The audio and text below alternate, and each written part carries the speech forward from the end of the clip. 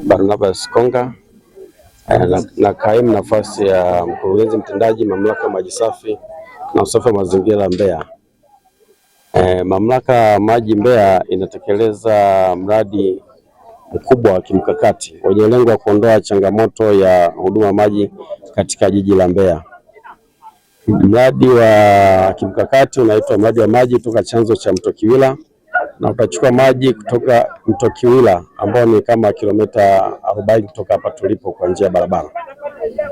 Mto ule kule kwenye chanzo umehifadhiwa uko chini ya uangalizi wa TFS, na shughuli kuu za mradi ni kama ifuatavyo. Kwanza, kuna ujenzi wa banio katika eneo la chanzo lenye uwezo wa kuchukua maji kiasi cha lita milioni 117 kwa siku. Lakini baada ya hapo, uchimbaji na ulazaji wa bomba kuu la msereko la chuma lenye kipimo cha mita 1.2 kutoka kwenye chanzo mpaka eneo la Nsenga, sehemu ambayo maji yatatibiwa. Urefu wa bomba ni kilomita 26.04 mpaka eneo ambapo maji yatatibiwa.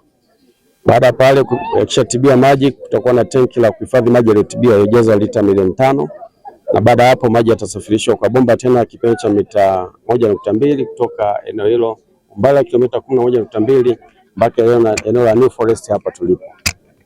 Na baada ya kufika eneo hilo maji yataingizwa kwenye tenki ya ujazo wa lita milioni 5. Baada hapo inaunganishwa katika miundombinu iliyopo kutoka kwenye tenki. Na mradi huu unatekelezwa kwa gharama ya shilingi bilioni 119, ambapo uko chini ya msimamizi wa mradi ambapo ni consultant kampuni ya GKW Consult ya jijini Dar es Salaam na kampuni wa China Railway Construction Engineering Group, ambapo ndio wanatekeleza, yeye ni mkandarasi anatekeleza mradi huu. Mradi unatekelezwa kwa njia ya usanifu na ujenzi, yani design and build, ambapo utekelezaji wa mradi huu fedha zinatoka serikali ya Jamhuri ya Muungano wa Tanzania kupitia Wizara ya Maji, ambapo mamlaka ya maji safi na usafi wa mazingira Mbeya ndio watekelezaji wa mradi huu. Mradi huu ulianza kutekelezwa mwaka 2023 mwezi wa 4 na unatarajiwa kukamilika mwezi Disemba mwaka 2026, yani mwaka huu. Hadi sasa mkandarasi amefika asilimia 49 kwa shughuli za mradi ambazo nimesema, ambapo na tunatarajia kufika Disemba au shughuli za mradi ziwe zimekamilika. Mpaka sasa wakandarasi na mhandisi mshauri wanadai kiasi cha takriban bilioni 1.8 ambazo katika hatua mbalimbali za malipo, lakini pia serikali imetoa kiasi cha shilingi bilioni 2.9 kwa ajili ya ulipaji wa fidia, yani compensation kwa wananchi ambao wanapitiwa na njia kuu ya bomba la mradi. Taratibu za ndani zinaendelea, lakini tunarajia kuanzia wiki ijayo basi utaratibu wa ulipaji wa fedha hizo uweze kufanyika, na baada ya hapo kwa upande wa serikali itakuwa haina changamoto zaidi ya kumsimamia mkandarasi na mhandisi mshauri ili kuweza kufanya kazi hizi kwa mujibu wa muda uliopangwa na kwa viwango ambavyo vinatakiwa. Mradi huu umelenga kuondoa changamoto ya maji kwa miaka 20 ijayo, kwa sababu kwa sasa mahitaji ya maji ni lita milioni 90, na tunatarajia kwamba wananchi watakuwa Mbeya takriban milioni 1,452 mwaka 2045 watapata huduma ya maji kupitia mradi huu. Lakini kwa sababu kwa mujibu wa sera tulizonazo za Wizara ya Maji za sekta, kwa sababu bomba linasafiri umbali wa kilomita 37, wananchi watakaopitiwa na bomba hilo watapata huduma ya maji kupitia mradi huu. Tunawasiliana wenzetu wa RUWASA, tutakuwa na matoleo. Baada ya hapo wenyewe wataendelea na usanifu kuweza kupatia wananchi wale ambao uko jirani ya ambao watapitiwa na bomba kuu la mradi. Majina naitwa Emmanuel Tesha.